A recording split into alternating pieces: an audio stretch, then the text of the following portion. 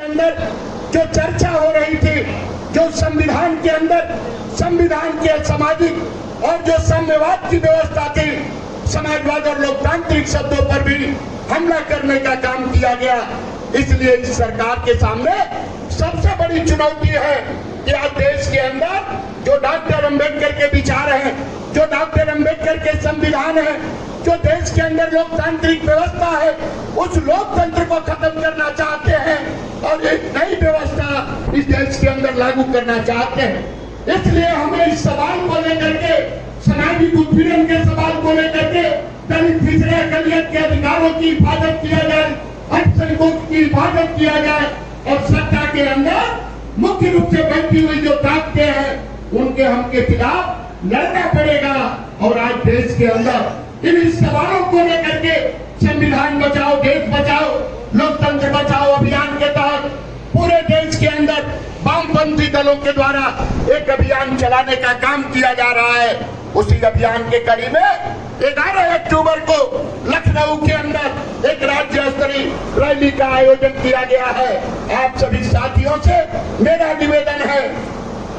कि आप हमें लोकतांत्रिक और संवैधानिक अधिकारों के हिफाजत के लिए और डॉक्टर अंबेडकर के संविधान को बचाने के लिए संकल्प लेना चाहिए कि 24 के चुनाव में ये जो सांप्रदायिक ताकतें हैं, जो देश के अंदर दंगा और फसाद करा करके हिंदू मुसलमानों को लड़ा करके, जाति और धर्म के नाम पर लड़ा करके, अगड़े और पिछड़ी के नाम पर लड़ा करके और पिछड़ी जातियों के अंदर भी लड़ाई लड़ा करके समाज को तोड़ना चाहते हैं। उनके यहाँ सामाजिक समरसता का नारा चलता है, सामाजिक सद्भाव नहीं चलता। ये आरएसएस की कोठरी से निकली सामाजिक समरसता की बात करने वाले लोगों से पूछिए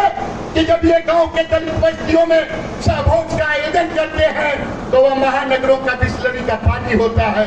महानगरों के होटलों से बना हुआ पैकेट का खाना होता है और गांव के दलित बस्तियों में जाकर के ये भाजपा आरएसएस के लोग अपना सहभोज का कार्यक्रम करते हैं। इसलिए साथियों, आपको सजग रहना पड़ेगा इस देश और लोकतंत्र को बचाने के लिए और डॉक्टर अंबेडकर के संविधान को बचाने के लिए, शिक्षा और रोजगार के मौलिक अधिकारों को बचाने के लिए हमें और आपको एकजुट होना पड़ेगा। निश्चित ही आपके बीच में तमाम हमारे साथी आए हुए हैं, लेकिन मैं भारत की कम्युनिस्ट पार्टी मार्क्सवादी जिला कमेटी देवरिया उत्तर प्रदेश राज्य कमेटी के तरफ से